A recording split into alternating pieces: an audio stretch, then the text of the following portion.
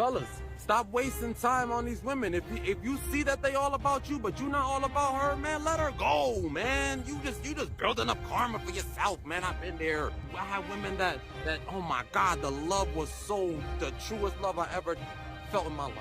But yet, my young mind, I wasn't able to accept the help, the love. I wasn't able to accept it because, I still had some spiritual growing to do. That sexual energy is so powerful, especially for chosen ones. Believe me when I tell you, the power of creation is through sexual energy, man.